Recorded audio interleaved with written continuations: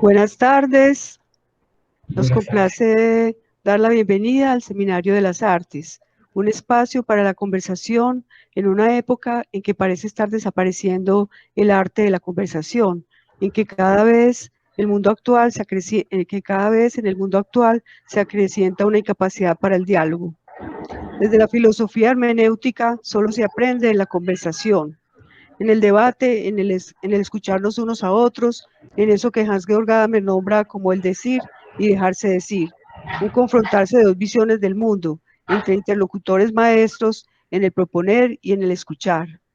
Por eso hemos reservado al final de esta sesión un espacio para la conversación, para el debate, para el comentario, y esperamos pues que ustedes hagan sus preguntas al final de la conferencia, que hoy tendremos como invitado al profesor Carlos Díaz Aranzazu. Él nos va a dictar una conferencia que lleva por título "A propósito de la corrección política en el arte, comentarios al libro La profanación del arte" de Roger Kimball. Voy a hacer una presentación breve del profesor. Carlos Díaz Aranzazu, bueno, él realizó estudios, realizó estudios de filosofía en el Instituto de Filosofía. Posteriormente estudió una maestría en Historia del Arte en la Facultad de Artes y se graduó con una tesis titulada La ironía en la filosofía, la estética y el arte. Desde hace varios años ha sido docente del Departamento de Artes Visuales, dictando los cursos de estética moderna y estética contemporánea y algunos cursos de historia del arte. Muchas gracias, profesor, muchas gracias, Carlos, por haber aceptado nuestra invitación, y te doy la palabra. Bueno, no, muchas gracias a ti, Beatriz, por invitarme a este evento. Y antes de arrancar, unas precisiones. La presentación es sobre un libro en particular, La programación del arte de Roger Kimball, y la dinámica de la charla es siguiendo un poco la misma lógica del libro. Entonces, requiere sí estar mirando, escuchando y leyendo. Nos implica las tres cosas, porque ese es el tipo de ejercicio que propone pues Roger Kimball. Antes de arrancar, yo como se lo invito, tranco a la pantalla.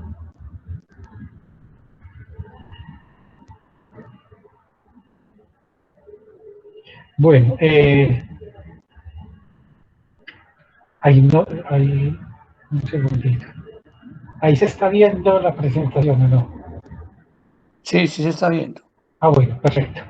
Bueno, y apaguemos esto. Muy bien. Bueno, no, comencemos y vamos desarrollando el evento. Listo. Esta es la carátula del texto, La profanación del arte, es un texto del Fondo de Cultura Económica y se titula La profanación del arte o de cómo la corrección política sabotea el arte, de Roger Kimball. Este es como una especie de epígrafe que me parece a mí que recoge muy bien lo que se pretende en el libro. Dice, sucedió que lo que empezó como el consumo recreativo de la teoría se convierte en un hábito. ¿Y cuántas veces nos sucede que el hábito se convierte en una necesidad y esta en una desagradable adicción? Y ya aquí nos define pues el hecho de darle la intención del cierto. Es ese asunto de que un poco como Carlos planteaba en algún momento, el uso recreativo de la teoría, ¿cierto? Volver la teoría en términos un poco más lúdicos, y eso termina generando un hábito, convirtiéndose en hábito, el hábito en necesidad y la necesidad en adicción. Muy bien. Los capítulos del libro son estos, ¿cierto? Psicoanalizar a Courbet, inventar a Rothko, hacer de Sartre una fantasía, embriagar a Rubens, modernizar a Wilson Homer, fetichizar a Gauguin y revelar a Van Gogh, ¿cierto? Y de todos estos, no nos vamos a ocupar de todos, apenas seleccionamos algunos pasajes de tres en particular, sobre Courbet, sobre Sartre y sobre Gauguin, ¿cierto? por razones pues que evidentemente vamos a ir presentando a lo largo de la charla. Un comentario breve antes de seguir. Todos los comentarios se hacen en todas las charlas. Si alguien tiene que decir algo en ese momento oportuno, pues no hay ningún inconveniente. Muy bien. Y la lógica de cómo proceder es un poco como el libro presenta los asuntos, que es un método sin ningún misterio. Presenta primero una imagen que es el cuadro, luego hace la descripción, la éfrasis del cuadro, luego trae un comentario de alguien de la época. En el caso de Courbet son dos historiadores, en el caso de Sargent es el escritor Henry James, y en el caso de Gauguin es el mismo Gauguin, ¿cierto? Son diferentes fuentes sobre algunos de los que se ha dicho pues de la época sobre el cuadro, para contrastarlo con el comentario de ciertos personajes que es lo que hace Kimball en este libro, ¿cierto? Y es presentar de una manera socarrona en algunos casos ciertos comentarios sobre las obras, sobre ciertas obras, que lo que hacen es, según el término de raptar el cuadro, ¿cierto? El cuadro es raptado por un discurso y termina conociendo esa cosa de la autonomía del arte que mencionamos, termina convirtiéndose en servidumbre pues, del arte frente a determinados discursos. Muy bien, comencemos de una vez con Gustave Courbet. La obra es La presa, Casa del Corzo, en los bosques de Jura. Todos sabemos que Courbet era un realista, autodidacta, un tipo temperamental, rudo, pues muy aterrizado, muy en este planeta. Y de Courbet, el que se ocupa de este comentario es Michael Stein, ¿cierto? Los que hayan trafegado con estos asuntos de la estética contemporánea, seguro que se lo habrán encontrado en algún texto de estética, pues Valeriano Bozán lo cita por ahí, lo trae por ahí, y es muy conocido. Estudió en Harvard, en Princeton, fue becario de Rod Merton College en Oxford, profesor emérito de Herbert Burns, compañía de Historia del Arte, de la Universidad de Johns Hopkins, con todos los títulos y reconocimientos que tiene. Su bibliografía es esta, ¿cierto?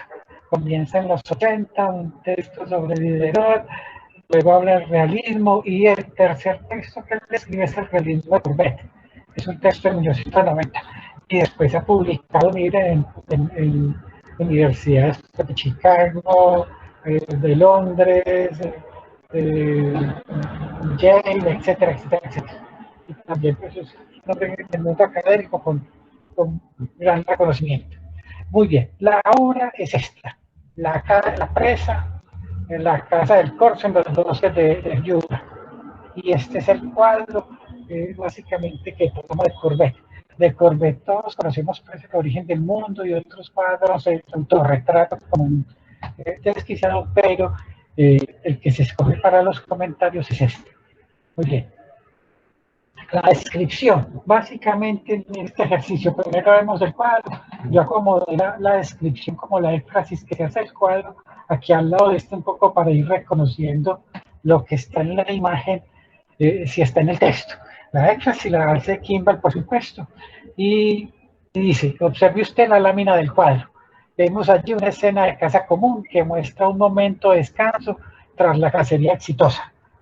En el primer plano a la izquierda está el corzo vencido, la presa del título, que cuelga de un árbol con la cabeza ladeada reposada en el suelo. A la derecha, en la profundidad de la sombra, el cazador agotado, en el que se ve generalmente un autorretrato, se apoya soñadoramente en el árbol. Más a la derecha, el piquer, el guardián de los perros, se encuentra sentado bajo un brillante haz de luz, tocando una trompeta de caza. Al frente, a la derecha, dos perros también brillantemente iluminados retozan juguetonamente. esto es lo que vemos, esto es lo que está en el cuadro, y esto es lo que escribe Kimball. Kimball es casi un inventario de lo que hay en el cuadro, y listo. Y un poco por aquel llamado que palpita a todo lo largo del libro de Kimball. Primero vamos al cuadro y después leamos lo que tengamos que leer, pero primero vamos al cuadro. Muy bien, tenemos la imagen, tenemos la descripción, más o menos lo que encontramos en el texto es lo que se encuentra en el cuadro. Luego, Roger Kimball cita a dos autores en particular, al biógrafo de Courbet, a Jack Lindsay, ¿cierto? Y ya, sobre la precisión de él. Esta escena de casa de Courbet la pintó en 1556, era el periodo de Courbet cuando este desarrolló el poder para definir variados efectos atmosféricos. Según el biógrafo, en esta época estaba Courbet buscando efectos atmosféricos vinculados con el paisaje que los conocía. Y al progresar en los intentos de traducir ciertas cualidades de la luz, un asunto cromático, si se quiere, de iluminación, creó el puente entre Corot y el grupo de Barnizal, Pizarro o Monet. Muy bien. Y la otra cita es un comentario de Mayer Graffi, que es un historiador alemán de la época del siglo XIX, parte del siglo XIX, y dice, es un cuadro cuya composición es encantadora, la juxtaposición de las figuras es un delicado juego de luces y sombras y comunica una fluida armonía de color y la atmósfera. Esto era más o menos lo que decían los coetáneos o los que están metidos en Corot. Muy bien. Lo que va a hacer Kimball es coger el comentario que hizo el profesor Fry, que aquí lo tenemos, ¿cierto? El realismo de Courbet, y va a empezar a elaborar, pues, a comentar lo que el profesor Fry trae allí. Lo primero que llama la atención para Kimball es que sobre esta obra Fry dijo lo siguiente: las afirmaciones que hago respecto al arte de Courbet son tan extremas, lo que yo veo en sus cuadros resulta tan extraordinario pictórica y ontológicamente que parecería bastante improbable que cualquier crítico siglo del XIX, incluso el mismo Courbet, pudiese haber entendido el significado de su empresa, significado que en este libro se expone. Ya con esto nos definimos como el lineamiento, ¿cierto? Las afirmaciones que se hacen al respecto son tan extremas, tan extraordinarias, pictórica y ontológicamente, que ni a Courbet ni a sus coetáneos se les pudo haber ocurrido. Muy bien, vamos a ocuparnos entonces de esta, ¿cierto? De este tipo de discurso. Bueno, lo segundo que hay que precisar a continuación es desde dónde se está escribiendo, ¿cierto? Kimball llama esto, los mismos autores se presentan así, como crítica académica contemporánea, ¿cierto? Es un fenómeno de universidades americanas, pues inicialmente, lo que pasa es que después se derramó en el resto de los discursos, pero como tantos fenómenos comienzan en estas universidades americanas, ¿cierto? Crítica académica contemporánea, trabaja diferentes estrategias, en este caso se va a apoyar en el símbolo, que es una variante de la metáfora, la metonimia, la sinécdoque, el tropos, etc. De todas estas figuras académicas. Y esta gente echa mano de todo este arsenal de tropos pues, que vamos a encontrar. Primer asunto, listo. Crítica académica contemporánea en una laxitud que permite el símbolo, la metáfora, la metonimia. Segundo, no tenemos que adentrarnos demasiado en la lectura de la interpretación de la presa para saber que el Piquer es realmente otra representación metafórica del acto del esfuerzo mental y físico de pintar. Y lo primero que hace Fry es hacer hablar de eso, ¿cierto? El Piquer, que es el muchacho, me devuelve un segundito, este muchacho que está tocando el cuerno, esta trompeta, para Fry no tiene que ver nada con la música, sino con el esfuerzo mental y físico del pintar. Pues aquí es donde comienza a acomodar y a ir rebautizando cada uno de los elementos que hay en el cuadro. El cuerno es un pincel y el tipo es un artista y el otro es un espectador y termina rebautizando estos asuntos. Pero vamos por partes. Sugerirá además que precisamente porque el alma del corzo sustituye tanto lo que no podemos ver, no simplemente los genitales del corzo y el vientre herido, sino todo el aspecto virtual de la pintura, tal efecto, miren esto, de equivalencia y de traducibilidad, puede tomarse como una implicación en el primer punto de vista, una indicación de que el primer punto de vista, el imaginario, que es el método de esta crítica académica, es más importante y finalmente más real que el segundo, ¿cierto? Que el real. Entonces es la polémica y es el llamado de atención que le hace Kimball a esto. El método de Fray es lo imaginario primero y subordinado a lo real. Y lo vamos a encontrar desplegado en toda su extensión. Listo. Lo segundo, haciendo caso del método imaginario, entonces el Fray casi que deja de mirar el cuadro y empieza a imaginarse. Dice así: así la pose extraña del joven medio sentado, con nada debajo de la chaqueta, con nada debajo salvo su chaqueta doblada, puede verse como la equivocación de la pose real del pintor contemplador. El pintor se convirtió en el pintor contemplador sentado ante la tela. Evidentemente no está la tela, es un cuadro de casa, pero Fray lo está interpretando en clave de pintor contemplador. El cuerno, esa cosa que está tocando el muchacho, el cuerno de casa que sostiene con la mano izquierda, combina aspectos de un pincel. Pienso en el cuerno estrecho y tubular del cuerno, en el cuello, perdón, estrecho y tubular del cuerno y una paleta, su forma redondeada. Aquí es donde obviamente esto es una selección de parajes, pero aquí es donde Kimball nos dice cómo llega uno a interpretar a alguien tocando un cuerno, qué circunstancia nos llega a convertirlo en una entre tantas interpretaciones, en el artista, con la paleta y el pincel. Entonces, más que verse, se imagina. Entonces, ese tipo de ejercicio, que es como un desarrollo americano de lo que era para los europeos la prosa poética o algo del romanticismo, aquí se aplica con un pragmatismo, si se quiere, que ya nada tiene que ver con el cuadro, ¿cierto? Pues, luego continúa. Por ende, la figura del cazador, a quien también he llamado cazador-pintor, puede verse como la representación, si no de cierto observador, en todo caso de cierta entidad teórica. El cuadro que es una estampa de casa, un tema del arte, Courbet pintó muchas escenas de casa, aquí por el método imaginativo de esta crítica hermenéutica de Fray, termina convertido en una alegoría sobre la pintura. Bueno, pero no solamente eso, ya está. El profesor Fray sugiere que el Piquer se encuentra en una pose extraña. Mire, esta cita directa de Fray. Medio sentado con nada abajo, salvo su chaqueta doblada. Pero no es obvio, le responde evidentemente Kimball, y eso lo podemos corroborar en el cuadro ya mismo, pero no es obvio que esté colocando su chaqueta en una saliente del árbol donde se reclina.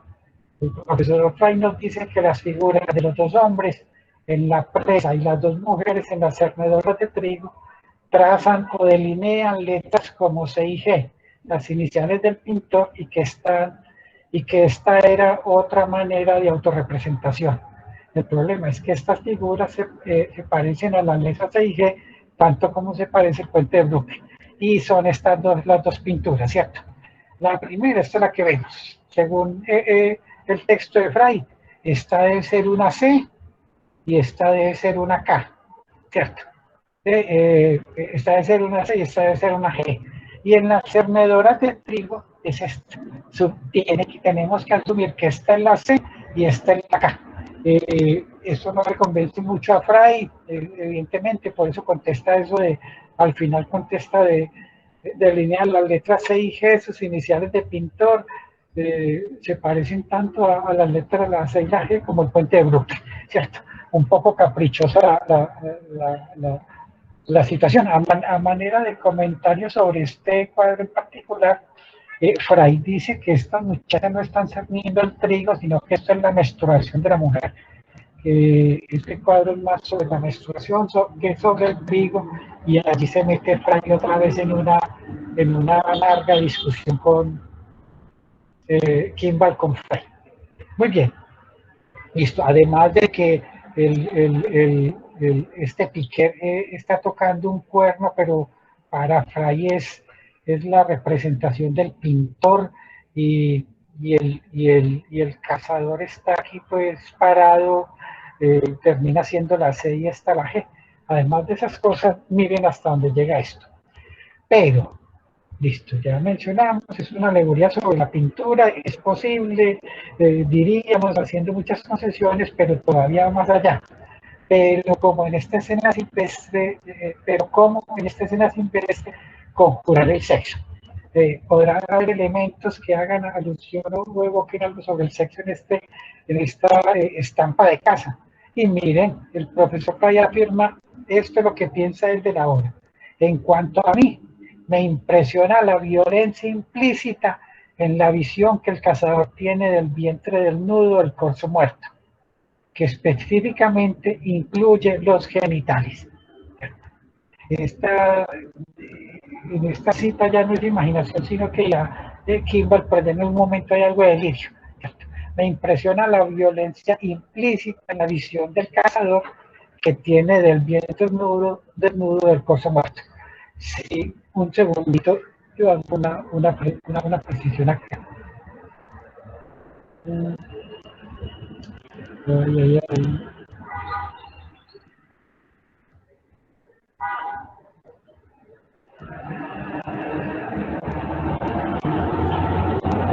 Me permito en una de estas, miren en esta. Esta es la mirada esta me permite ampliar. Esta es la mirada del cazador. El tipo se ve claramente que está mirando el piso, está descansando, no está mirando por el rabillo del ojo. Perfectamente lo podemos ver en este cuadro, ¿cierto? En esta ampliación. Creo que en esta otra también se deja ver muy bien. Vamos a ver. Bueno, no, mejor la anterior. Listo. Y lo que encontramos es esto, listo. Ni podemos ver, volviendo a esto. Miren que el corzo está, vamos a ver si este está mejor. Bueno, miremos que el corzo está mirando hacia allá. No podemos ver ni los genitales ni nada. Y el tipo está mirando hacia el piso. Y eso es el dato objetivo que hay, ¿cierto? Lo que alcanzamos a ver en el cuadro. Miren lo que contesta, ¿cierto? La visión del cazador, la visión que el cazador tiene del vientre desnudo del corzo muerto, que específicamente incluye los genitales. Y continúa con esto, que aquí es donde Kimball deja que Fray se riegue en sus comentarios. Esta última observación puede parecer excesiva, concede pues Fray, pero por una parte le estoy otorgando considerable significación a un aspecto del corzo que no podemos ver. Los genitales, evidentemente si está colgando esa parte de la pata, no se le van a ver los genitales, por supuesto. Así como un órgano corporal que no está realmente representado. Por otra parte, el cazador, o sea, la tergiversación es completa. Por otra parte, el cazador no está mirando al corzo, está mirando en otra dirección. Eso lo dice el mismo Fray. Pero yo replicaría, miren el discurso sofístico que destaca Kimball, pero yo replicaría que se nos incita a imaginar los genitales del corzo, o al menos a estar conscientes de su existencia por la visión que tenemos del ano del corzo, una metonimia de lo demás. Listo. Lo primero es lo que no vemos, lo podemos imaginar. Entonces el cuadro no termina en lo que está pintado, sino en la imaginación del espectador, ¿cierto? Y eso puede que sea una epifanía en otras circunstancias, pero en otras termina de esta manera. Miren para lo que sirve este primer ejemplo de Courbet. El punto de vista imaginario es más importante, este es el método de Fray. El punto de vista imaginario es más importante y en definitiva más real que el punto de vista de nuestros ojos. A esto se reduce el método del profesor Fray. Pero esperen, aún hay más, dice Kimball. En una larga nota de pie de página en relación con el paisaje anterior nos dice, Mi sugerencia de la presa atrae la atención hacia los genitales no figurados mi sugerencia de que la presa atrae la atención hacia los genitales no figurados del corzo y hacia el hecho de que está expuesto al cazador, o al menos a su punto de vista, invita a mayores comentarios en relación con el problema freudiano de la castración. Jackie Kimball, pues eso lo retiré yo, pero Jackie Kimball está pues agarrándose el pelo y remata este comentario sobre Freud diciendo lo siguiente: veamos, los genitales del corzo no han sido representados, no se ven por ninguna parte, por supuesto, están al otro lado, cubiertos, pues está volteado. Por lo tanto, la pintura invita, es el método imaginativo más que sobre lo real, invita a una discusión en relación a la noción freudiana de castración, ilustrando lo que decía ahora más adelante. El cazador no está mirando al corzo, pero ¿cómo podría hacerlo si sus ojos están casi cerrados a causa de la fatiga? Poco importa, miren, el cazador no está mirando al corzo, ¿cierto? Poco importa. Los genitales del corzo están expuestos al menos a su punto de vista. Es decir, si solamente girara la cabeza y abriera los ojos, los vería. Y termina forzando la situación y llevándola a que el cazador hipotéticamente podría estar mirando los genitales del corzo, cosa que no está haciendo y cosa que no se ven los genitales. Y él se acaba de desarrollar esa idea de castración en esta obra, ¿cierto? Entonces, por un lado nos lleva a que miremos esto como una alegoría sobre la pintura y por otro lado termina en un discurso sobre la castración, pues que no vamos a desarrollar, solamente lo mencionamos. Bueno, ese es el primer, esto es como una casuística, dicho de alguna manera, ¿cierto? Es un primer comentario sobre un primer autor, luego pasa Kimball a hablar de John Singer Sargent, un pintor americano, y va a comentar las hijas de Edward Barley Bob.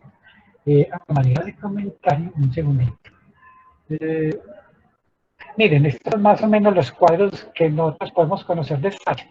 Él pintó todos los bostonianos, a diferencia de Courbet, que era un realista que no quiso formarse, autodidacta.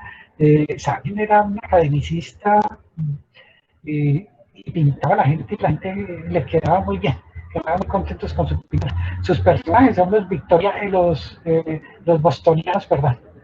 Y esta es la pintura de Sargent. Este es un retrato de Henry James.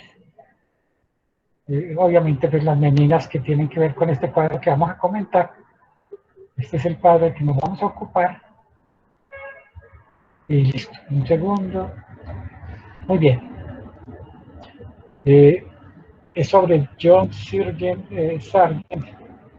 y el cuadro es Las hijas de Edward Baring-Boyd. Muy bien. Este es el teórico que va a comentar en este caso Kimball, es el profesor David M. Lubin o Lubin. Muy bien, el profesor Lubin, llamémoslo así. Es escritor, profesor, curador académico estadounidense, ha publicado 6 libros, se encuentra en una encuesta muy destacada sobre la evolución del arte estadounidense, escrita por Arboletín, el historiador del arte, la historiadora del arte, perdón, de Stanford, Wanda Corp, identificó a Lubin entonces al comienzo de su carrera como uno de los representantes más provocativos de un nuevo modo de crítica interpretativa. ¿Cierto? Ahorita hablábamos de la crítica académica en Pai. Aquí estamos hablando de algo que se llama la crítica interpretativa, ¿cierto? Y uno de sus escritos es sobre John Sargent. Muy bien, los libros que él ha escrito son estos que se mencionan allí sobre Sargent, Imaginando una Nación, Titanic, JFK, La Banderas y Rostros, La Gran Ilusión, bueno, y son en general sobre arte. El texto que vamos a comentar pertenece a este primero, ¿cierto? Acto de representación, Irving, Sargent y James, de 1985, publicado pues, por la Universidad de Yale. Muy bien. Y este es el cuadro y esta es la descripción, igual que como hicimos con el cuadro del corso de Courbet, hacemos lo mismo. Este es el cuadro que tenemos acá, un cuadro rarito, pues realmente es un grupo familiar, es un cuadro de unas hermanas, y esta es la descripción que hace Kimball. Jane, de 12 años, ocupa el centro de la tela, que es esta, pues evidentemente, supongo que se ve bien. Se encuentra de pie frente al observador con los labios ligeramente separados y una mirada franca, suavemente inquisitiva. Muy bien. Sus brazos cuelgan decorosamente a sus lados, igual que su hermana, viste medias negras y un mandil blanco brillante, un mandil blanco, brillante haz de luz en medio de una de las hondas sombras de la habitación. Detrás, a su izquierda, perdido en las honduras, refugia el lamparón plateado, que está por acá, de un espejo, de ilusión de un espejo, otra alusión al cuadro de Velázquez. Listo. Ahí comentó la primera, que es Jane, está el centro que tenemos acá. Luego dice, junto a la derecha de Jane, mirándola, se encuentra de perfil Florence, esta que está al lado, de 14 años. Con su cabeza vuelta por las sombras, sus manos cruzadas al frente, Florence se apoya ligeramente en el alto jarrón japonés. Este es el jarrón japonés. Uno de los dos apostados como centinelas en el cuadro. Mary, de 8 años, se encuentra algo más a la derecha de Jane y un poco más al fondo. Definiendo el segmento izquierdo de la tela, se encuentra ante nosotros con las manos a la espalda de esta niña y el pie izquierdo ligeramente adelantado en el piso de madera. Su rostro enmarcado por la cabellera rizada que rebasa sus hombros parece divertido,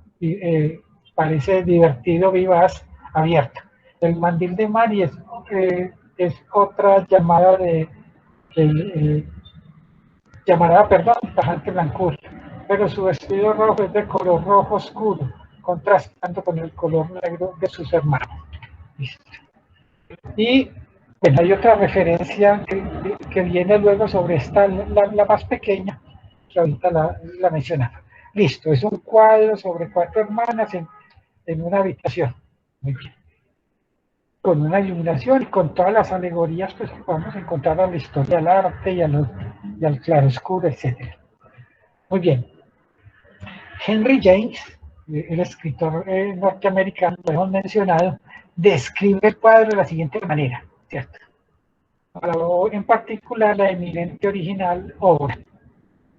Dice lo siguiente: el artista jamás ha realizado nada más feliz e interesante que esta representación de un interior francés rico, oscuro, la perspectiva de un vestíbulo con sus brillantes pisos, donde se vislumbran biombos y altos jarrones japoneses, que parece abarcar la vida y el feliz mundo lúdico de unas hermanas encantadoras. La naturalidad de la composición, la belleza del efecto total, la luz, la libre seguridad en la ejecución, el sentido que transmite de secretos asimilados y del juego mutuo del instinto y del conocimiento. Hasta ahí llega más o menos la cita de Henry James. Pues, por lo menos tenemos un documento de la época de alguien que vio el cuadro, y Henry James era muy amigo de esta familia. Muy bien. Lo que vimos en el cuadro, lo que leímos en la descripción y lo que leemos de Henry James nos sirve para contrastar esto que viene a continuación, lo que menciona el señor Ludwig. Para Kimball, lo que dice Ludwig, el profesor Ludwig, es lo siguiente: las 4 niñas de la pintura de Japan están, en comillas de Ludwig, extrañamente empequeñecidas. Parecen prisioneras en el panóptico de venta. Tenemos que ver si estamos viendo eso o no, ¿cierto? Y si el cuadro se está poniendo tan dramático, no. Un tipo de prisión donde todos los ocupantes siempre están expuestos a la vigilancia de los guardianes. Comienza, cambia pues como el cuarto de juego de las niñas y se convierte en un panóptico. Estas muchachas, advierte el profesor Ludwig, son náufragas dentro de una casa de muñecas. Un mundo de propiedades y convenciones que verdaderamente las abruma. Ya lo otro es bueno, hay que contrastar si Si lo que estábamos viendo es este mundo de estas niñas. Pero no se queda en esto, no se queda diciendo que las niñas están empequeñecidas y abrumadas, sino que va todavía más allá. Vamos a ver si nos convenció o no. Continúa el profesor Ludwig diciendo que la miniaturización de las niñas, el profesor Ludwig dice que debido a la miniaturización de las niñas, la obra puede verse como la exageración de la noción de la mujer como persona diminuta. Por alguna razón él llega a esa conclusión: las niñas, la miniaturización de las niñas es la noción de la mujer como persona diminuta, ¿cierto? O sí, nuestro bien conocido verse como. Es la crítica que le hace Kimball a esta expresión. Ludwig, que este se sigue con la cita de Ludwig: el arte del retrato era una manera de poner a prueba, de escenificar en forma sublimada la propia sexualidad. Ya tomó otra dirección el texto. Era una manera de declarar lo que era de otro modo indeclarable. Un método para estrenar y temporalmente reconciliar aquella diferencia sexual altamente inestable, incluso volátil, que sentía internamente, pero no comprendía. Que sentían internamente, pero no comprendía. Y comienza a hacer ¿cómo se dice? La disección del cuadro, ¿cierto? Vamos a hacer el diagnóstico del diagnóstico de Ludwig, si se quiere. Para que retornemos al profesor Ludwig, continúa diciendo Kimball. Inicia su discusión de las hijas de Edward Darribol mediante la asignación de una letra del alfabeto a cada una de las niñas, ¿cierto? Se refiere a ellas mediante la letra, como si fuera un psicoanalista, algo así, en vez de mediante letras, en vez de mediante sus nombres reales, puesto que según él, nada hay en la pintura misma que nos diga cómo se llamaban. Pero miren a este comentario de Ludwig, a esta familia Ludwig. Y sin embargo, insiste en referirse a Julia, Mary, James y Florence mediante las iniciales J, A, I y R, cuando podría haber investigado cuáles eran sus nombres, tal como yo lo hice. Si sabemos que se llaman Julia, Mary, James y Florence, es porque Kimball se fue a los archivos y miró cómo se llamaban. Y no dejó eso de que son J, A, I, R. Uno no ve cuál es el propósito de esto. Bueno, después de todo investigó un montón de cosas, Lubin en este caso. Pues muchas de las cosas que no investigó simplemente se las inventó, y otras simplemente se las inventó. Por ejemplo, respecto a la niña más pequeña, Julia J. para el profesor Ludwig, dice que debe ser vista como parte de la alfombra. Miremosla acá. Está aquí sentada en la alfombra y para él, miremosla. Bueno, sí, hagamos un segundito que nos permite mirarlas.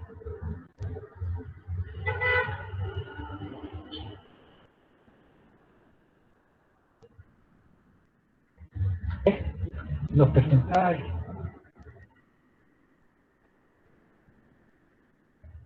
No sé, está aquí.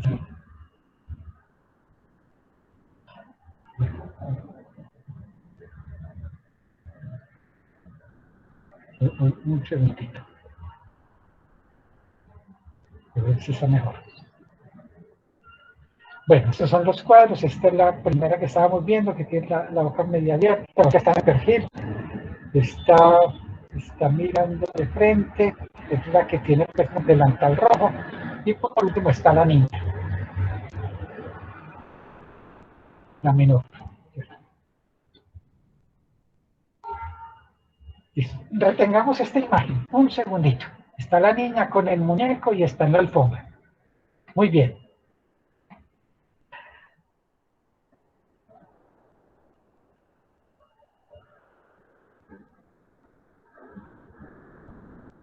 Dice así. Volvamos aquí al texto. Bueno. Por ejemplo, respecto a la niña más pequeña, Julia J. para el profesor Ludwig, dice que debe ser vista como parte de la alfombra. ¿Acaso como su condensación y culminación? Mientras usted trata de entender lo que esto ya es de Kimball, mientras usted trata de entender lo que posiblemente significa para una niña pequeña, para cualquier persona, ser la condensación y culminación de una alfombra, permita que el profesor Ludwig le diga algo sobre el muñeco que está entre sus piernas. Y miren el comentario que sale sobre este muñeco.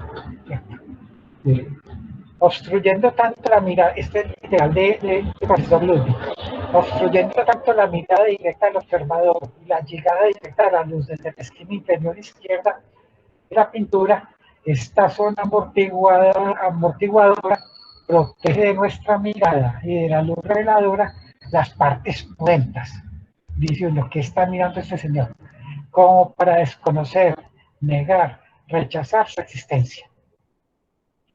Esta zona amortiguadora protege de nuestra mirada y la luz reveladora las partes pudentas como para desconocer, negar y rechazar su existencia. Por lo tanto, J puede caracterizarse como enteramente presexual, totalmente inaccesible a la investigación sexual, ya sea científica, artística o lasciva. Sin embargo, miren esto, el hecho de que proteja sus zonas genitales refleja cuán profundamente sexual está o a cuán efectivo es el acto represivo en este cuadro, sexuada o está, cuán profundamente sexuada está o cuán efectivo es el acto represivo que este cuadro debe alcanzar a fin de mantener dentro de una ideología de inocencia sexual. Por alguna razón, con muchas causas, termino pues, el comentario de Kimball en ese sentido. Mientras usted trata de entender lo que posiblemente significa para una niña pequeña, para cualquier persona, ser la condensación y culminación de una forma, permite que el profesor Ludwig diga sobre el muñeco. Y ese es el comentario que hace sobre el muñeco, ¿cierto? Bueno, y como para complementar pues, este asunto, él deja llamar a las niñas por cada uno de sus nombres, Ludwig en este caso, y reúne a todas las niñas en una sola entidad, las amalgama en una sola entidad llamada la niña, ¿cierto? Para referirse a todas en general, ¿cierto?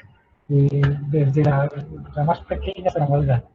Por una parte se nos dice que, que los labios abiertos de Jane se pueden ver como una forma, comillas, esto lo dice Ludwig, como una forma oval, una O, un hoyo de ingestión, una bolsa, oquedad, herida. Por otra parte, el cuadro posee no uno, sino varios textos sobre la naturaleza y la realidad social de esta particular niña, o sea, todas las niñas. La hembra preadulta de una particular clase social superior, de una raza blanca y de un lugar de Europa refinada o Norteamérica, ¿cierto? Listo. Un comentario hasta ahí. Hasta ahí solamente se centró en la imagen, ¿cierto? En lo que podía sacar el profesor Ludwig de la imagen. Y acá llega un punto, saca un poquito más adelante, en el cual comienza a jugar con el nombre de las muchachas y el título de la obra.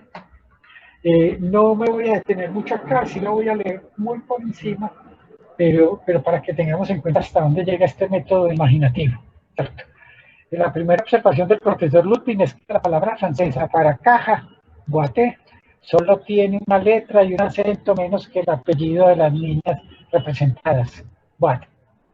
Boîte Schilder, las niñas boîte, se convierte en un retruécano visual verbal si se traduce como las infantas boîte, o sea, las niñas de la caja, ¿cierto? Las niñas de la caja.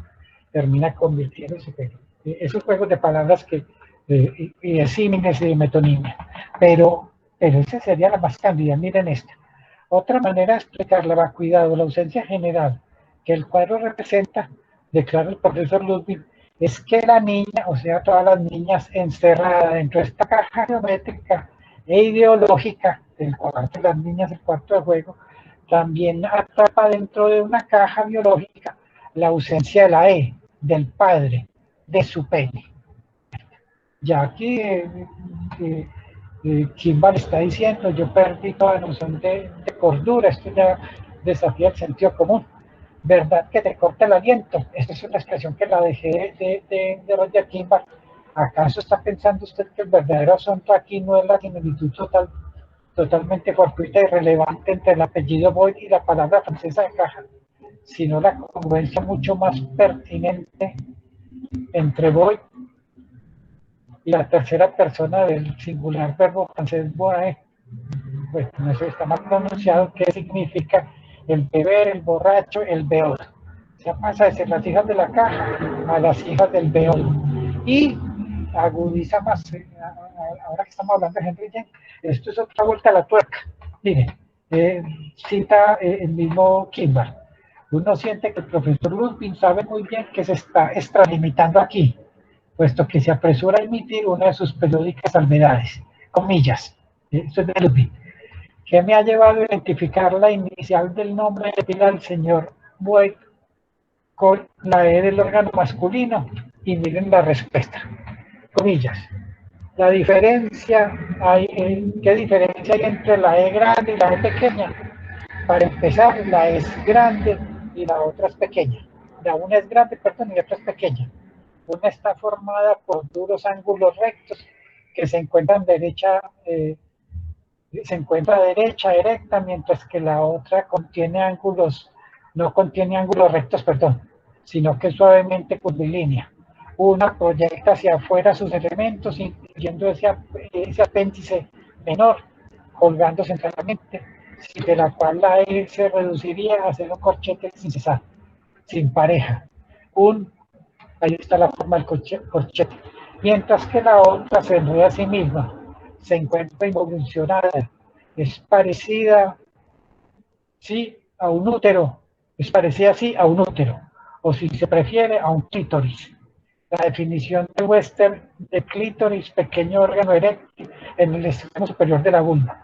Esto lo pone el mismo Kimball. Gracias por el dato, profesor, porque lo pone el mismo profesor Fry. Así, la E pequeña se convierte, bueno, se convierte en clítoris,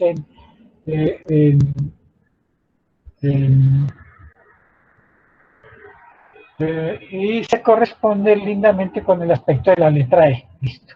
Y la I con acento circunflejo, pues aquí no lo tengo, pero él sigue hablando de que está ahí también. Bien, no, acabémoslo pues ya que estamos. Yo creo que no nos pesa mucho. La I con acento circunflejo, o sea, como si tuviese el sombrerito, lo cual es que no lo pude encontrar, marca la ausencia de una S.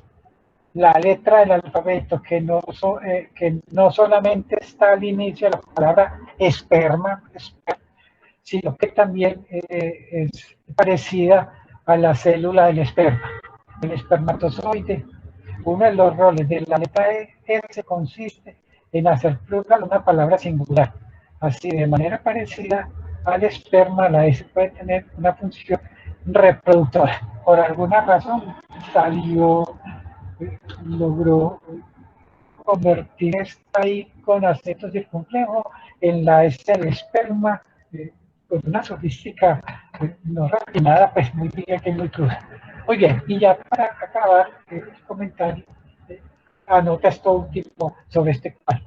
Al divagar en torno a la niña y el muñeco de Julia, el profesor Ludwig nos dice que, puesto que ella tartamudeaba, al muñeco lo llamaba, esto se lo saca Ludwig, quién sabe de dónde, de Pablo. Este nombre, dice, se convierte por eliminación en papá. Nos encontramos también con una condensación de significadores lingüísticos. En medio de su pequeña fantasía en torno al vocablo bate, el profesor Ludwig nos dice que entre sus diversos significados está el de burdel. Esto lo lleva a especular que Edward Bond, aunque no figura realmente en el retrato, por ende debería ser el personaje. Era en su ausencia el amo patrón de estas pequeñas hembras, a las cuales el título designa como sus hijas, pero quienes al parecer están a la espera de la más insignificante de sus órdenes y podría verse también como sus sirvientas. Termina esta imagen que acabamos de ver convertida en que estas niñas son las sirvientas, sus domésticas, incluso en el nivel de la fantasía sexual sugerida, perdón, sumergida, como su harén, su congregación de esposas, sus chicas bellas de burdel, etcétera, etcétera, etcétera. Bueno, y para rematar, dice, el método del profesor va más allá de los límites de la realidad del pensar. Se dio cuenta que se desbordó, que Sargent tuviera cualquiera que, perdón, va más allá de los límites de la realidad el pensar que Sargent tuviera cualquiera de estas cosas en la mente. Evidentemente tiene que reconocer que no. Antes de pintar, mientras pintaba o después de haber pintado el cuadro. Más luego, alegremente, miren el método de Fry. Dice, puede que no lo haya tenido en la mente Sargent cuando pintaba, después de pintar o al haber pintado, ¿cierto? Pero miren esto.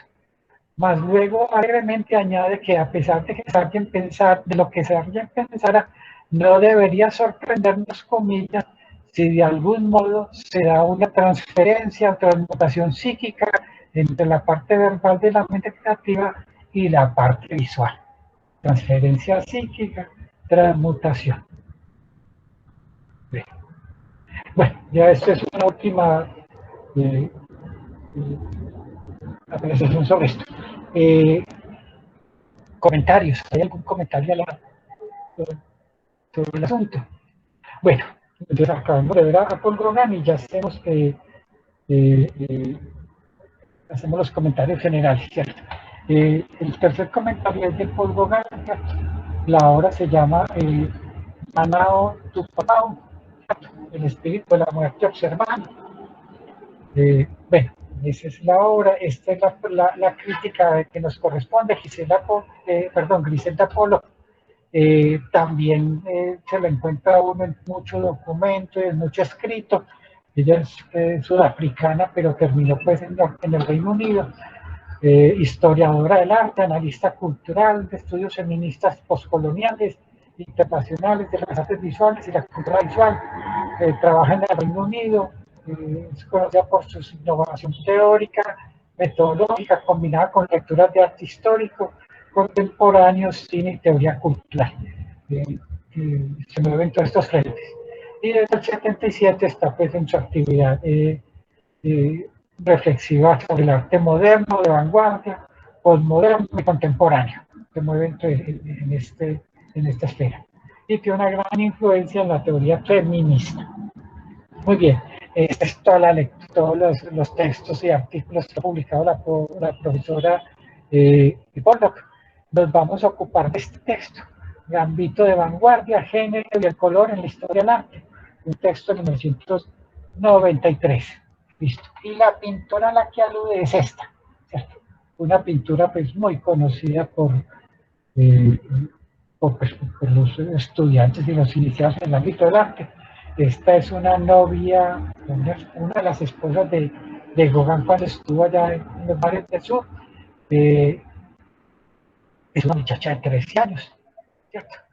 En parte, pues, es muy curioso que Gisela Pollock no aterrice sobre eso, pero otros que le han hecho reclamos, otro tipo de críticas sobre Gauguin, han cuestionado que sea una menor de edad. Gisela Pollock llama la atención sobre otros asuntos. Muy bien, volvamos con el mismo método que estamos mencionando. Tenemos la pintura y tenemos la descripción. Demos un vistazo a la ilustración de esta obra para situarnos. ¿Qué es lo que vemos?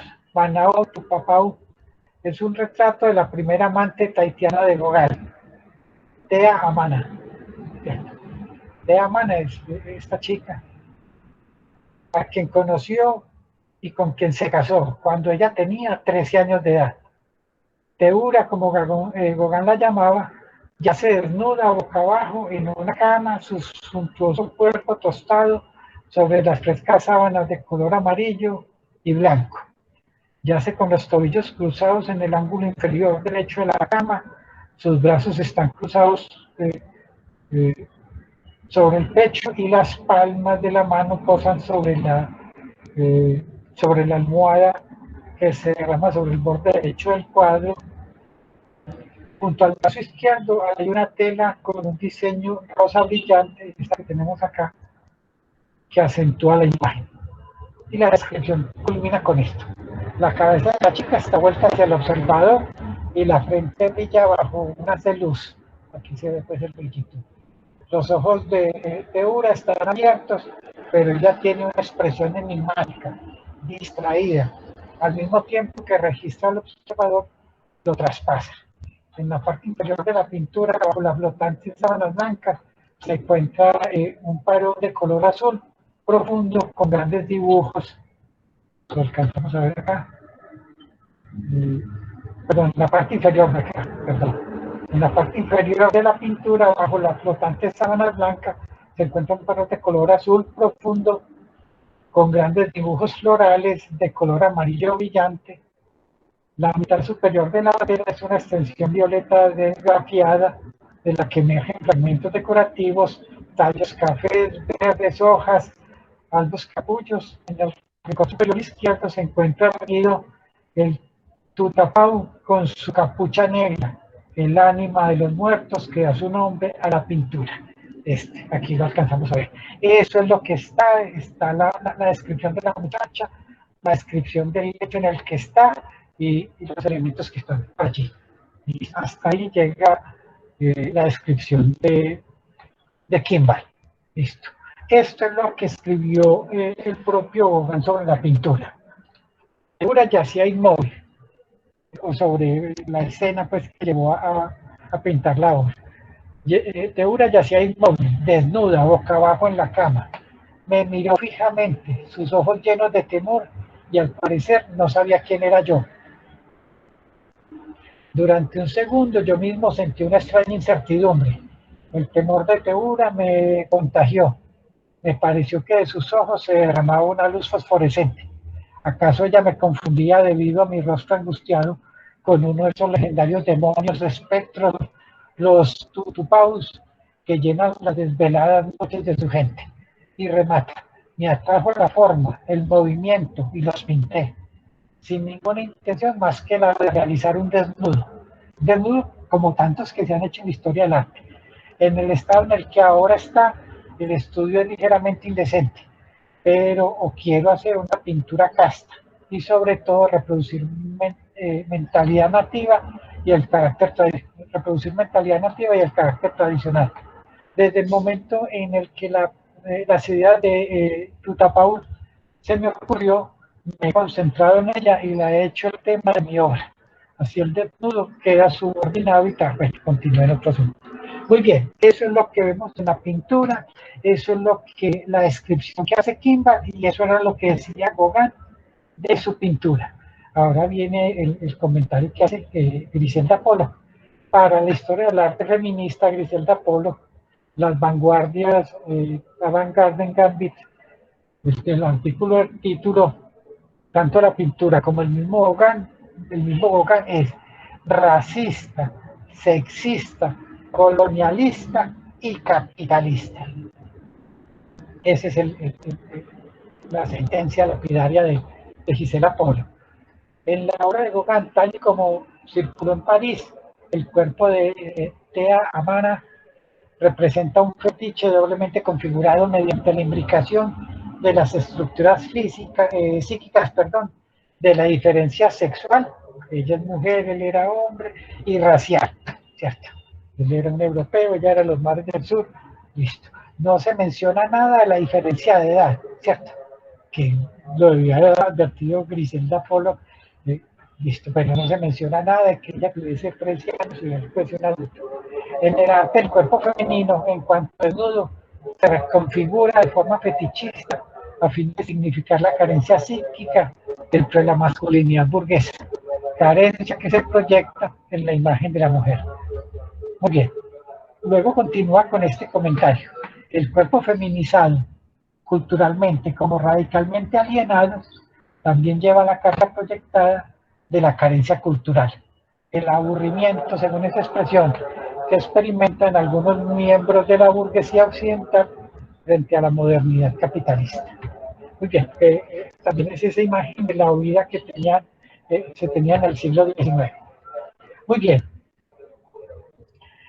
La presencia de Thea Amana queda obliterada cuando su moreno cuerpo se convierte en un signo. Si es un desnudo explícito, no debería ser significado pues, en ese sentido, como tantos tenemos de la historia del arte. No de una mujer, no es un signo de una mujer oceánica individual, sino de un hombre europeo. Es un signo del arte que asimismo es una estructura fetichista que nos protege de las complejidades que Marx llamaba relaciones reales. Esta Olimpia, que también llaman a esta obra Olimpia, tras la etiqueta de Olimpia, Gogón logró su propia precaria inscripción en la narrativa y el canon de la vanguardia. Todo esto conforma, miren esto, la exclusión de la historia de Tea Amana misma de lo que ella pudiera significar. Lo que permanece es la fetichización de la vanguardia, es la fetichización que la vanguardia hace de sus propios procesos y procedimientos. Y remata, ya para ir redondeando este asunto, la profesora Polo con lo siguiente. Se atareó tanto en perseguir a Polo por ser un cerdo sexista que descuidó la posibilidad de que, así como lo asegura el profesor Eichmann, es otro comentario que trae Kimball, otro Eichmann también hizo comentarios sobre Gauguin, adoptó la androginia salvaje y por lo tanto lo identificó como su amante, en forma previamente insospechada. Convirtió en palabras más, palabras menos, para que abreviemos, en Gauguin en un travesti, pues, Gauguin tenía como una cierta travestimiento por allá. Entre otras cosas, el profesor Eichmann nos muestra que las facultades de historia del arte, así como en otras del mundo universitario actual, existe una moda radical de sabotaje personal. Miren esto, las fatigadas verdades de ayer, recuerda usted, las cuestiones de raza, clase y género, son superadas por causas cada vez más sublimemente sectarias. Pues para hablar de clase, hablamos de poscolonialismo, al hablar de género, hablamos de sexualidad liminal, etcétera, etcétera, etcétera. Y menciona esto, travestismo a Gauguin, el artista, por ningún sitio lo vemos el travestismo. La profesora Porta prescindió de la en favor de una diatriba feminista y el profesor Eichmann a beneficio de una perversa fantasía polimorfa. Y ya este es un comentario de Kimball, ambos son artículos. Si no fuera por la influencia que tienen sus escritos, serían meramente risibles. Muy bien, ese era como los comentarios que teníamos que hacer al respecto.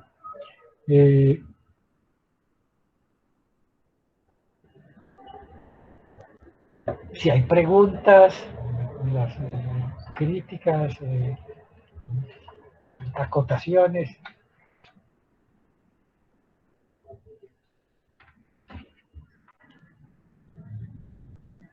Sí, abrimos un espacio para las preguntas. Ustedes quieran hacerle al profesor algún comentario, alguna intervención. Vamos a mirar.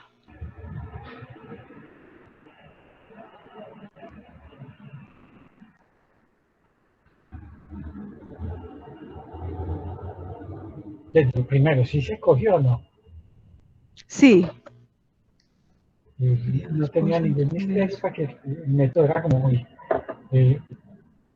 muy práctico, ¿cierto? Ver la imagen, la descripción y los comentarios, acotaciones. Sí. Miremos aquí a ver si hay alguna pregunta. ¿Alguna cosa? Puedes mirar ahí también en el chat. Sí, pero no hay comentarios en el chat.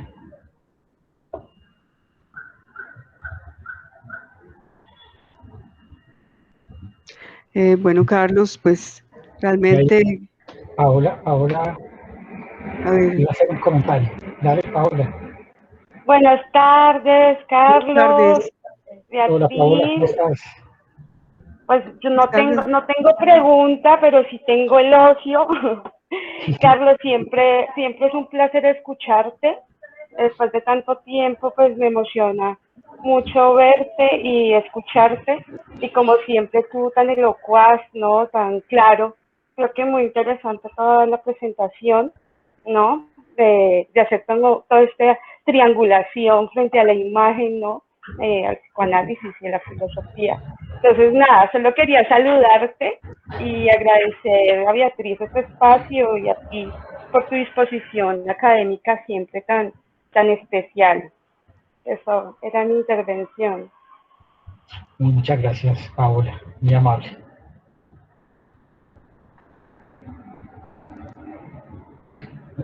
Espera un segundito, Bernardo, yo leo.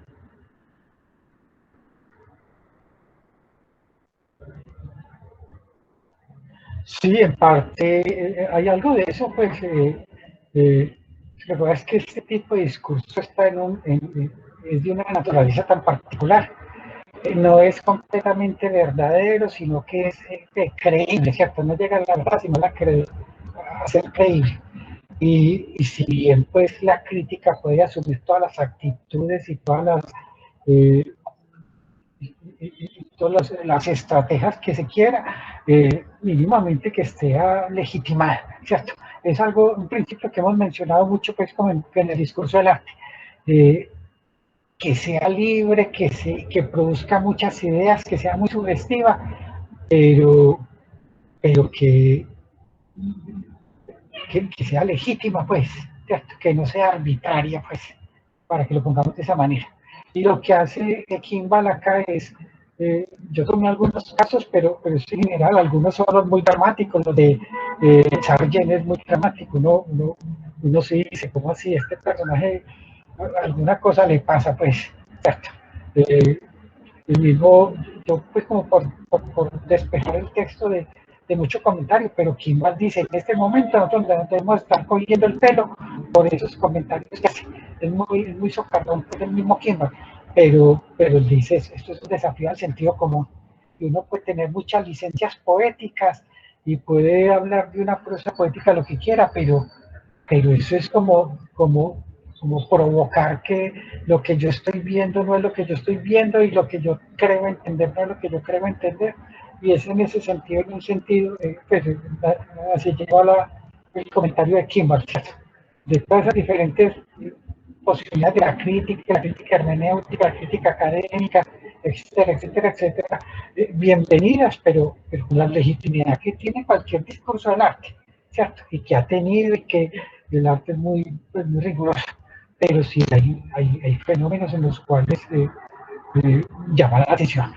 Por lo menos uno cuando lee esto dice, bueno, no estoy sola, no es que me está pasando a mí que no estoy entendiendo nada, no, eso le pasa a mucha gente, ¿cierto? Y más cuando estamos en el ámbito académico, es muy frecuente que uno se encuentre con unos discursos que ni idea.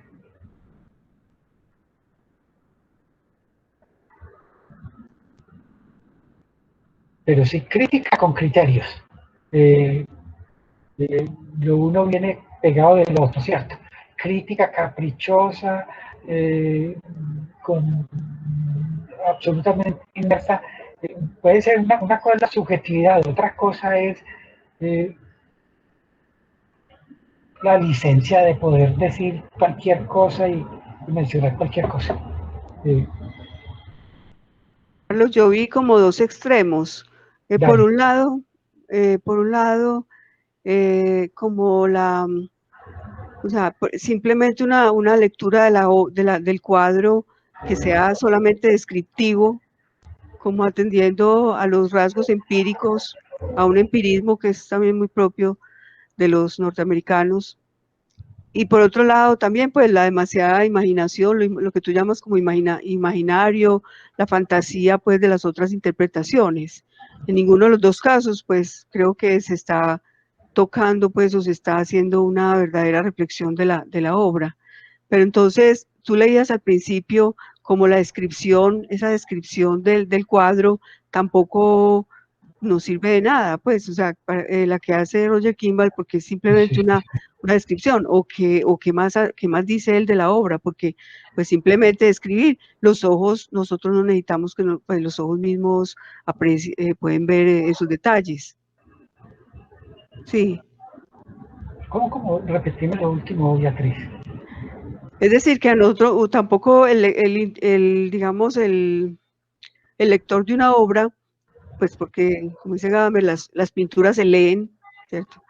Cuando estamos mirando una obra, ¿de qué nos sirve que nos digan que aquí está la mesa, que es de color, pues todo lo que leías al principio que hacía Roger No, Kimball, o sea, como esa descripción, una descripción positivista, digámoslo así, del sí. cuadro.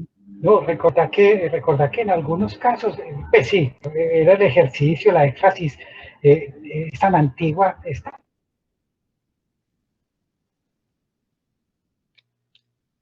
Se fue la voz.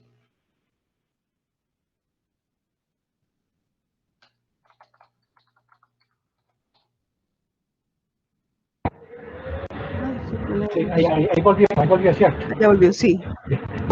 No, lo mencionaba porque era como el ejercicio completo, el cuadro, ¿cierto?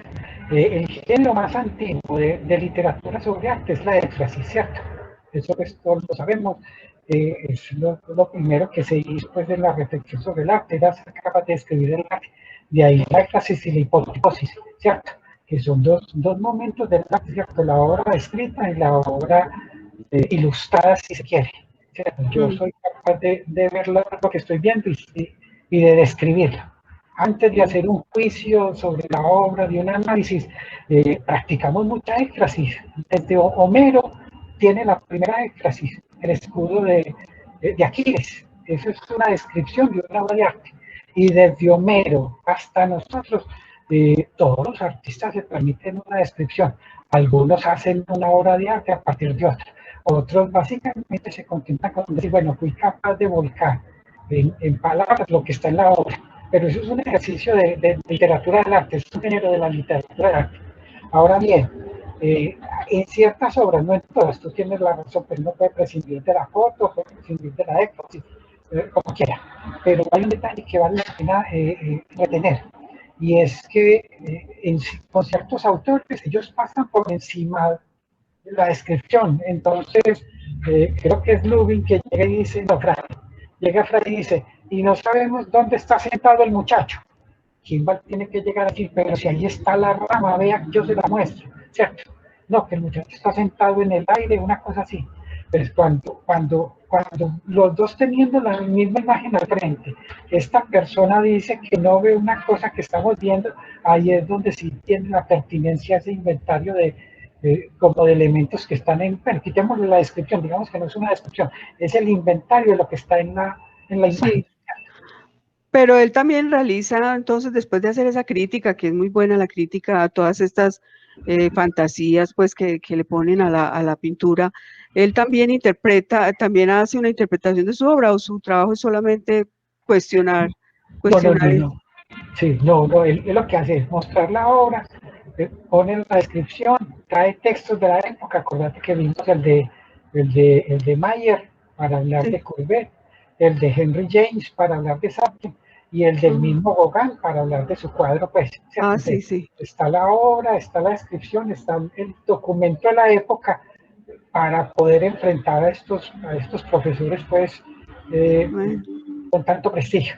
Entonces, claro, pero es porque es que estos son datos objetivos, entre comillas, pues, listo, ni Henry James deliró con el cuadro como lo hizo Ludwig, ni el mismo Gauguin estaba viendo lo que estaba viendo Griselda Pollock. No, por eso sirve como un documento, como un elemento más para poderle dar la discusión a estos personajes. Pero Sí. no se arriesga a hacer una interpretación, porque es que hay cuadros que son muy llanos. Él dice, el cuadro del Corso, de la casa del Corso, uno puede poblar eso diciendo que es una alegoría sobre la pintura, y uno no sabe cómo llega Fray a decir que eso es.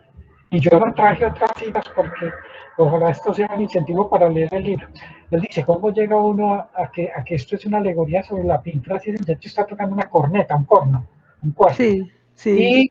Y por otro lado, que dice, y el asunto de que el corso no está mostrando los genitales, eso es un asunto de castración, y que este señor lo esté mirando, no lo está mirando, pero me provoca pensar que lo está mirando.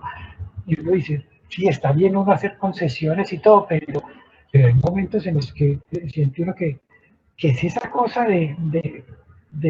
por allá en algún momento lo menciona Kimball, de esos profesores muy bien pagados que sienten que tienen que producir algo, y eso surge de convertir el ejercicio de la reflexión en, en un asunto de especulación y después en un asunto de imaginación. Es como, Imagínate. bueno, hay unas muy prudentes, vamos sobre Rothko. Rothko, esto con pintura figurativa uno diría, bueno, uno puede cargar de simbolismo todo lo que encuentra allí, entonces un perro no es un perro y un árbol no es un árbol y listo. Pero como dice el análisis, allí es un cigarrillo y un perro es un perro, listo. Pero en una obra como la del Corso, que uno dice, eso es una imagen de casa, eso es una estampa de casa, como hay tantas en la historia del arte. Eso era un género por sí mismo, no es sino comenzar con la pintura, pues, como de la modernidad y ya. En vez de pintar santos, pintaba gente cazando y hay muchos cuadros de personas con sus presas, ¿cierto? Y en el caso de las muchachas, pues que en el texto está mucho más extenso la relación que podría tener con Alicia en el País de las Maravillas, con la casa de muñeca de Ibsen, etcétera, etcétera. Él dice, no, pues este es un salón de juego de las hijas de este señor. ¿Cómo llega, pues, qué tipo de sofística tiene que manejar uno para que esas muchachas terminen con esa lógica de este personaje y con los discursos del psicoanálisis, etcétera, en que estas son las esclavas sexuales del papá? Pues eso sí es un salto mortal muy grande en la especulación, ¿o no? Sí, y se ve como un reduccionismo en esas interpretaciones hacia, como siempre, hacia la genitalidad, hacia la sexualidad, Sí, sí, sí. y a esa lectura freudiana, pero una lectura pues más bien silvestre pues de Freud. Sí, Como decían por ahí, de judío en Nueva York, ¿cierto? sí. Eso es un discurso muy de universidades. Pues cuando hablabas, por ejemplo, de los genitales del Corso, Sí. que si no los miraba, pero que si volteaba un poco la mirada los podía ver, pues son cosas Mm. como muy forzadas, pues que forzadas que uno Sí, sí, sí. No, es eso, es es eso. como, Uno llega a decir, sí, pues se le está yendo la mano, eso es forzado, eso es traído de los cabellos. Pues el hecho de que él diga, no se ve, pero me provoca pensar que se ve. Pues sí. ya uno dice, no, pues que ya ahí estamos en el mundo de la arbitrariedad absoluta.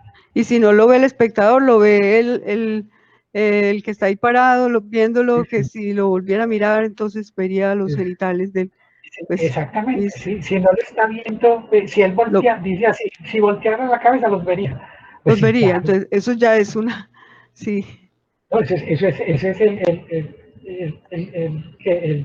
el reflexionar sin ley, ¿cierto? Pues porque es que cualquier cosa puede ser, pero es que lo que estamos viendo es esto, ¿cierto? Y el comentario es este, y en su época se pensó esto. ¿Cómo se llega a esto? Entonces él dice, ya es un poco lo que dice Kant en algún momento de una manera muy breve, sin dilatar mucho esto. Entonces dice, hasta el entendimiento se puede prestar para que caigan los asuntos en los placeres del aburrimiento. Uno puede coger una teoría y ir hilando a partir de eso, y la teoría llega con el epígrafe con el que comenzamos. De la teoría se llega al delirio, el delirio a la imaginación, y eso se volvió un hábito, y el hábito se volvió un vicio, y es un poco en ese sentido. Un comentario que pues, vale la pena como precisarlo todo muy bien. Tampoco todas las críticas que están allí son así como estas que vimos. Yo escogí algunas pues porque hay otras mucho más prudentes. El hecho de sí, que Pollock diga que él es un realista, entonces en el capítulo de Pollock es la noción de algunos autores que dicen que Pollock era un realista y que habla y representa una de las piedades del Renacimiento. Listo, uno ser capaz de convertir a un pintor abstracto en un realista necesita mucha sofística, ¿cierto? Pero bueno, y tiene otros capítulos, pero yo escogí eso porque se veía como más claro el asunto. Pues, Carlos, yo estuve leyendo algo de una reseña que escribiste sobre este libro y vi que también se refiere a la obra a la interpretación de Heidegger sobre los zapatos de campesino, el cuadro de los zapatos de campesino de Van Gogh. Sí. Y ahí sí, pues, como que, no sé, piensa uno que, no sé, tendría que leer bien esa interpretación, pero también es posible levantarse, o sea, porque hasta dónde es que hay que preguntar por lo empírico, pues como que las cosas sean, es decir, pasar a ese otro lado que es el positivismo puro, el empirismo ramplón, Sí, no, porque, o sea, o sea, que Heidegger hable de que los zapatos son de una campesina y que después Meyer Shapiro pueda afirmar que esos zapatos no eran de la campesina, sino de Van Gogh, porque en una carta de Van Gogh, en esa carta, Van Gogh dice que compró unas botas y que esas botas, pues, entonces dice Meyer Shapiro que esas botas son de él, ¿cierto? Entonces el Kimball también como que hace toda una, pues según leí en esa reseña, se refiere a esa historia, sí, no, él cita pero eso de la duda que tenía, bueno, pero más o menos es lo que dices, la duda que tenía Meyer Shapiro sobre eso, ¿cierto? sí, sí. Que le pregunta cuál fue y para que le contara la anécdota de dónde estaba él. Heidegger le dijo, creo que estaba en Holanda cuando vio ese cuadro, no fue en Alemania, sino que él estaba de viaje y por eso le costaba tanto identificarlo, porque no fue pues que él iba al museo pues a verlo allá, sino que lo vio de paso, ¿cierto? Entonces, primero llama la atención sobre eso. Y lo segundo era tratar de identificar cuál de los 8 pares de zapatos que pintó Van Gogh Pues, era del que pero estaban hablando, ¿cierto? Entonces, parte de la discusión, y por eso no, yo por eso no traje ese, porque me parecía pues que sí, lo que tú sí, dices, las como, dudas de Meyer pues Shapiro estos que son trajiste, legítimas, sí, sí son son muy muy, trabados, no, sí, es lo que te digo, demasiado. las dudas de Mm, Shapiro son legítimas, pues, no tiene derecho a que le digan eso, ya que escribe un texto que no le da la altura al texto de Heidegger, pero sí él tenía derecho a decir, bueno, de cuáles zapatos estaba, de cuáles de los 8 pares estaba hablando. O sea, ¿Y para qué preguntar, pues para qué esa pregunta? Pues, por ejemplo, para qué Meyer decir Shapiro él es un historiador del arte, pues de Heidegger es los, filósofo, Shapiro es historiador y yo creo que el acento es diferente. A Heidegger le interesa otro asunto, sí, Shapiro es más del dato puntual, pues como historiador del arte, ¿cierto? mm, Yo creo que es un asunto de oficios. Hay gente que le pone más el acento al dato de ver qué es lo que mm, hay y otra mm, cosa es que la obra puede, pues, puede significar más allá de lo que se ve. No, yo sí, no veo discusión en eso, ni creo que hubo pues como sorna en Chapiro de hacer que arma la... Ay, me pues, parece que es sí, porque una pues duda muy legítima. preguntar si esos zapatos son de la campesina o si son de Van Gogh, pues es una pregunta pensando en el sentido de que como si la verdad fuera la verdad objetiva de una pintura. O sea, Y con un dato a quién que ya, pertenecen los zapatos? Pues, y que ya Van no. Gogh ni siquiera estaba viviendo en el campo, sino que estaba viviendo en la ciudad. Sí, Eh, eh, y que en una carta, como muestra Meyer Shapiro, en una carta, Van Gogh mostró que los que Van Gogh, perdón, sí, Van Gogh escribió en una carta que los compró en París, en un mercado de pulgas de París, y que compró esos zapatos. Pero pues todo ese tipo de investigaciones me parece pues también que ya es llegar pues como al punto extremo del empirismo, pues de preguntar, es que también porque de una obra también hay que se puede interpretar levantándose, pues no haciendo estas cosas que presentaste, pues que sí veo que son muy exageradas, pues como poniéndole lo que no dice la obra, pero hay ciertas interpretaciones que tampoco son, no tienen que ser como descriptivas, solamente describir el cuadro. Es como, sí, no, yo te entiendo. Pues, yo pienso Mm, en Chapiro como un historiador del arte, ¿cierto? mm, Y a los sí, historiadores les interesa hacer el dato, encontrar y ya mm, entregar la obra, pues como caracterizada al intérprete, ¿cierto? Y en ese sentido, pues yo no vi ni que estuviese buscando, pues yo no lo sentí como cazando gazapos o que estés hablando del habitar del mundo y es sobre los zapatos y resulta que la esencia del comentario es, no, pues ni siquiera aterriza sí, sobre porque, eso. pero no Kimball el que estás presentando hoy, sino Meyer Shapiro, que es ese historiador norteamericano, historiador del arte, que dice que Heidegger se equivocó, porque pues se equivocó en su interpretación, o sea, que se equivocó porque lo que estaba hablando no era de los zapatos de una campesina, sino que eran los zapatos de Van Gogh. Entonces, ahí es cuando uno dice que pero estoy hablando del historiador, no del que tú presentaste, ¿sí?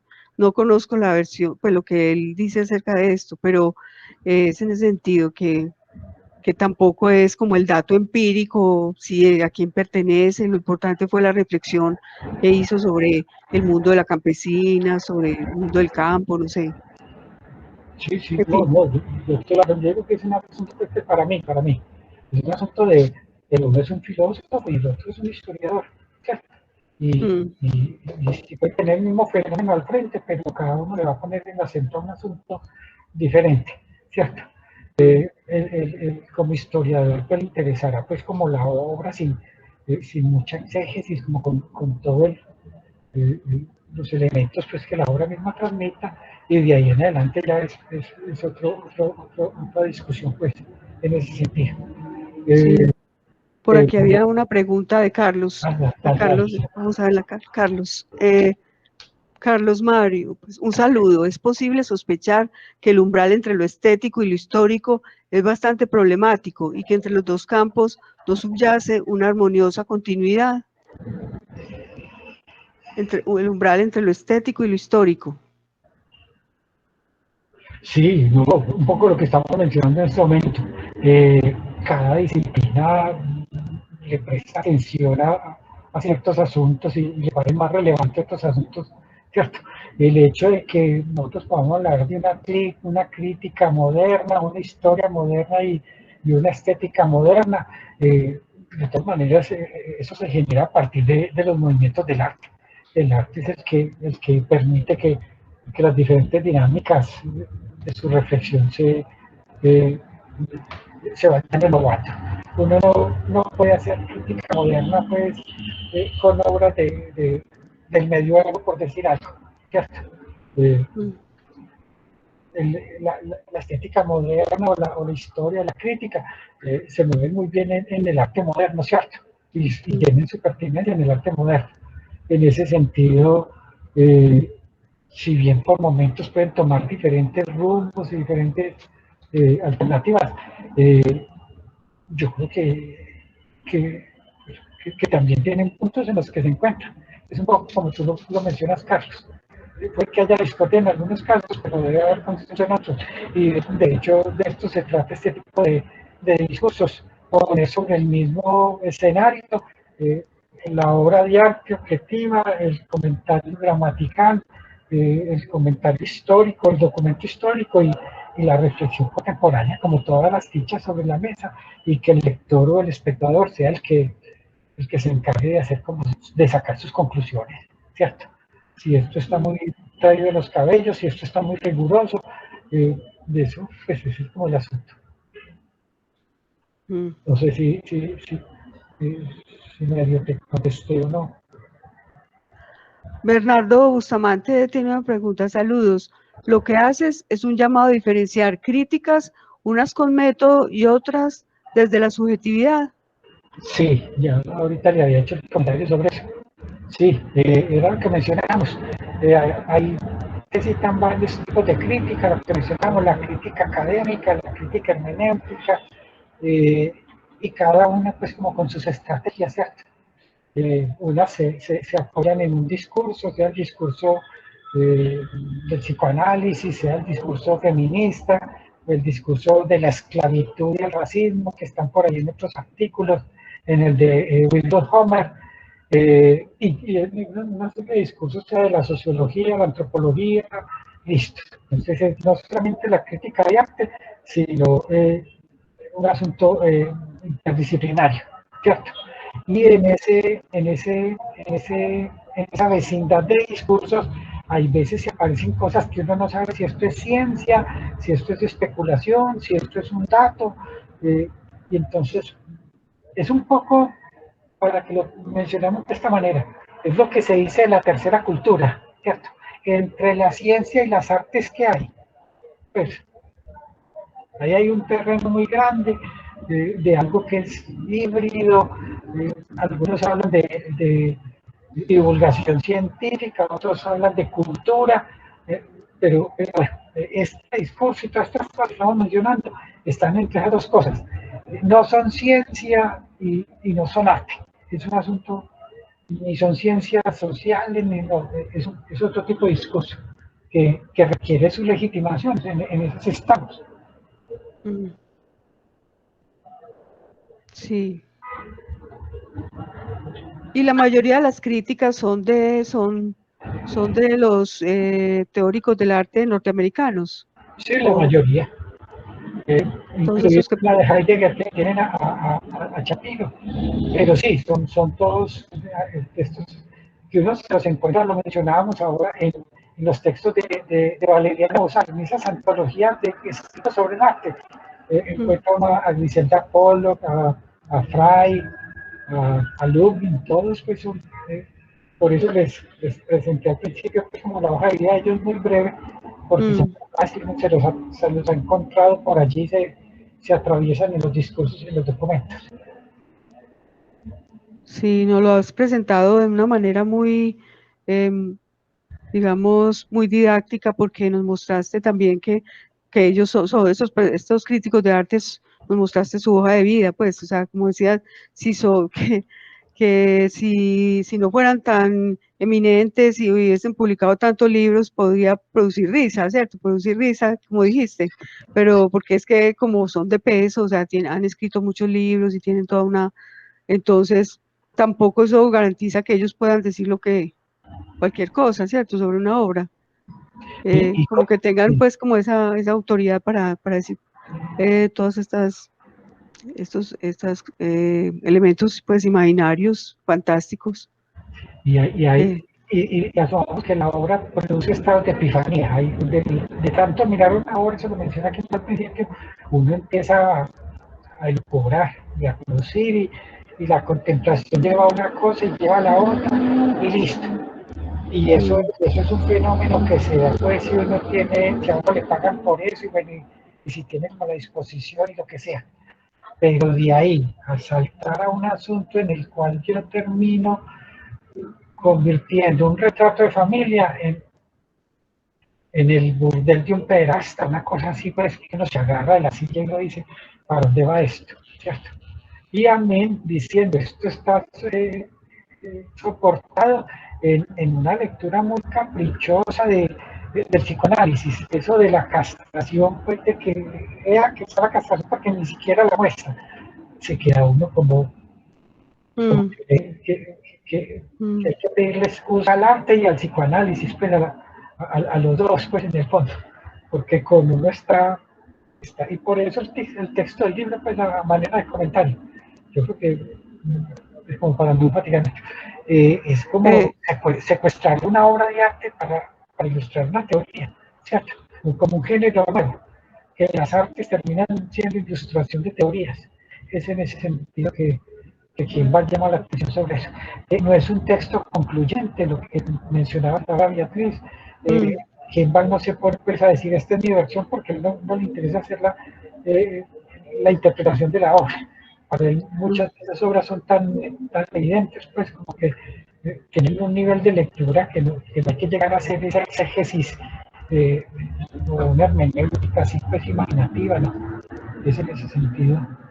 Tú le hice una tesis de él que me pareció pues que engloba todo lo que presentaste, y es que el punto de vista imaginario es más importante, pues para estos artistas el punto de vista imaginario es más importante que lo que ven los ojos. O sea, creo que ahí se definen esos tres casos que trajiste a colación, que para ellos es más importante lo imaginario que lo que ven los ojos. Pero mi pregunta es entonces también si nos podemos ceñir solamente por lo que ven los ojos, porque es que también hay otra manera en una pintura también podemos ver no solamente con los ojos, sino también con el espíritu. Y ahora que mencionaste a Gadamer, acordate que Gadamer dice todo significa, ¿cierto? De la piedrita más chiquitica, la ramita, el papelito, todo significa. Y un cuadro, pues, es un asunto que tiene múltiples significados, ¿cierto? Eso, no, acordate que Gadamer dice, una cosa significa hace 100 años, otra cosa es ahora, otra cosa dentro de 50 años, y hay veces significa varias cosas a la vez.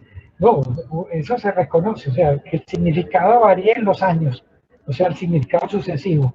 o que tenga diferentes significados en un mismo momento. Eso es una propiedad de las artes. Y hasta ahí estamos de acuerdo, y eso va más allá de ver la obra y quedarse uno con el dato pues objetivo de que vi la obra, ¿cierto? Lo otro es, bueno, hay significaciones como mucho más caracterizadas que otras, ¿cierto? Y ya tendríamos que empezar a ponderar qué le conviene a la obra y que es un añadido, que es como una anilina pues, que se le puso a la obra, ¿cierto? Que no le pega y que por el contrario ya termina la obra arrastrando una teoría que a lo mejor no la estaba condenando. No, es por eso que se habla del rapto, ¿cierto? De secuestrar una teoría de secuestrar una obra de arte y ponerla a decir lo que yo quiera que diga, ¿cierto? Es una ilustración de una concepción. Otra interpretación. Por ejemplo, que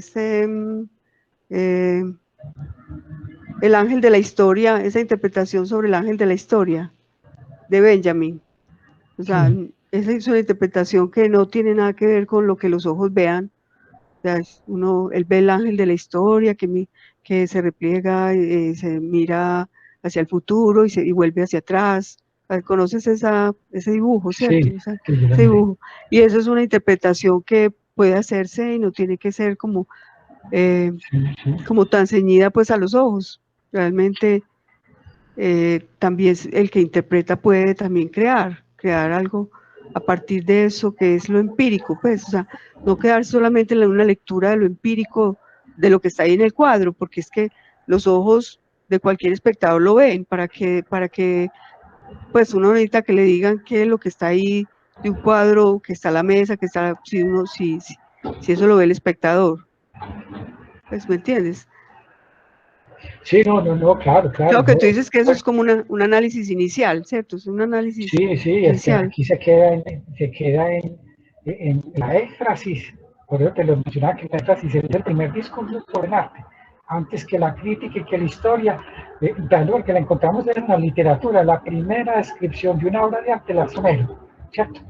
Y ahí hay calificativos y se ponderan pues las cualidades de la obra, lo acertado que estuvo, y entonces hay éfrasis de Homero. Plinio tiene un montón de descripciones, solamente la descripción de obras que ya están destruidas, pero que gracias a Plinio nos quedó la idea. De hecho, esas descripciones las utilizaron en el Renacimiento era material didáctico para los estudiantes. Les entregaban la descripción de Plinio y el estudiante dibujaba lo que estaba escrito, ¿cierto? Y entonces así pues era ese diálogo entre literatura, eso de la poesía ilustrada y la pintura muda, es esa misma idea, ¿cierto? Y listo, ¿no? De ahí, de la descripción que requiera la historia o la crítica a la interpretación, eso ya es otro asunto distinto, claro, por supuesto.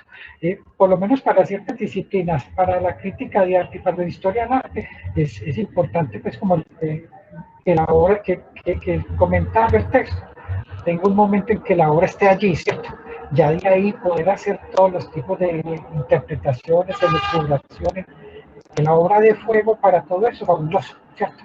A menos que hay obras que están cargadas de puro simbolismo, pues la libertad guiando al pueblo. Uno sabe que eso tiene muchos discursos detrás de eso, porque la obra tiene esa simbólica, es simbólica, pero hay obras que son pues representación nomás, ¿cierto?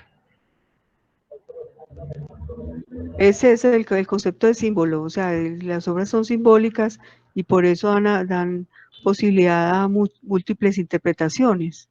Sí, claro. Y lo mencionamos, si las interpretaciones pueden variar por época, por sujeto, por ideología, y sobre un mismo cuadro se pueden decir tres cosas distintas y no hay ningún inconveniente, ¿cierto? El asunto es, por lo menos que tengan criterios, pues, que estén legitimados, que no riña lo que yo veo con lo que me están pidiendo que entienda. Sí. No, y parece interesante el trabajo de él, pues de Roger Kimball, pues en ese sentido, porque también personajes demasiado ilustres y que demasiado reconocidos, y pues desmitificar eso. Yo creo que ese libro debe haber sido muy polémico en su momento, pues todos estos autores. Todos...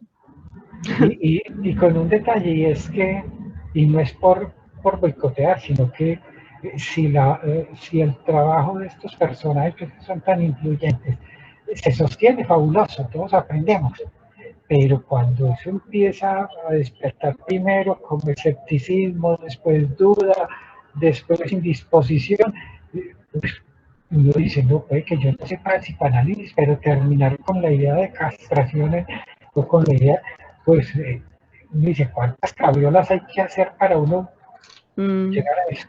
Es un poco por tener que forzar como la credulidad. Lo que decíamos ahora, si estuviésemos hablando de ciencia, hacíamos un experimento y bueno, así son las cosas y listo.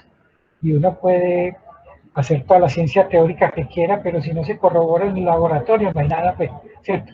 Pero el arte, uno dice, no puede haber esa objetividad tampoco. Exactamente, pues. Exactamente. Estamos en un terreno que no sabemos muy bien. Entonces, por eso este tipo de ejercicios de clima que ni son concluyentes, pero pues como pertinentes sí son. Sí, me parecen pertinentes, sí. A ver, otra pregunta, no sé. Bueno, no, yo creo que apenas es. Muchas gracias a los asistentes. Así no. Bueno, entonces dejamos ahí.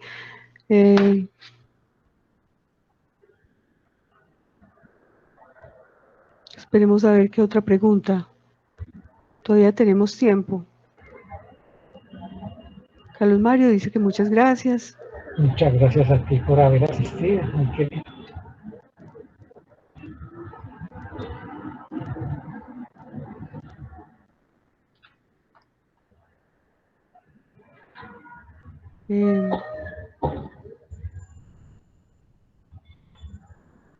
Es que a veces veo preguntas que ya han leído, sí.